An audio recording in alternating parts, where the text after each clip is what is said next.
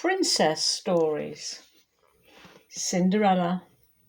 There was once a rich man whose wife had died and left him with a young daughter. His daughter grew up to be good and kind. Eventually, the rich man married again.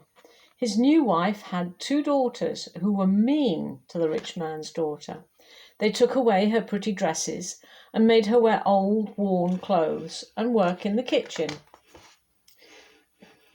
They forced her to get up early, to fetch wood to make the fire, and to wash all their clothes. At night, the sisters made her sleep by the fire in the coal dust, and because she was always so dusty with cinders, they called her Cinderella. One day a messenger came with an invitation from the king. There was going to be a grand ball over 3 days. The ball was for the prince, and all the ladies in the land were invited. The prince would choose a lady to marry at the end of the 3 days. The stepsisters were so excited. The ball was to start that evening, so they ordered Cinderella to help them get ready. "Comb our hair, clean our shoes and button our dresses," they shouted at poor Cinderella. At last, Cinderella's stepmother and sisters left for the ball, leaving her alone with lots of housework to do. Poor Cinderella went outside and sat down by a tree and cried. It was so unfair that her stepsisters could go to the ball when she had chores to do.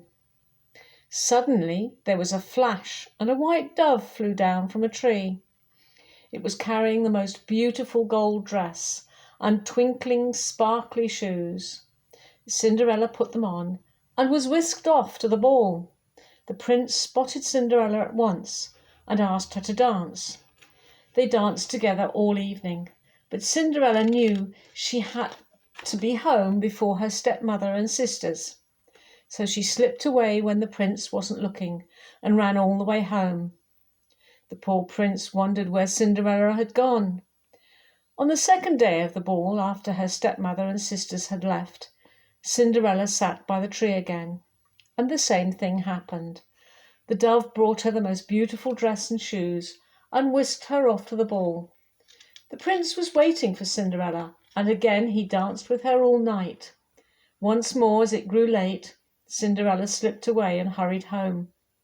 When her stepmother and sisters returned, they talked about the beautiful princess who had danced with the prince all night. They didn't know that the beautiful princess was really Cinderella. On the third day, when her stepmother and sisters had gone to the ball, Cinderella again went outside to sit by the tree. This time the dove brought her an even more beautiful dress and shoes, and again the prince danced with her all evening. But when Cinderella slipped away at the end of the night, one of her sparkly shoes came off her foot.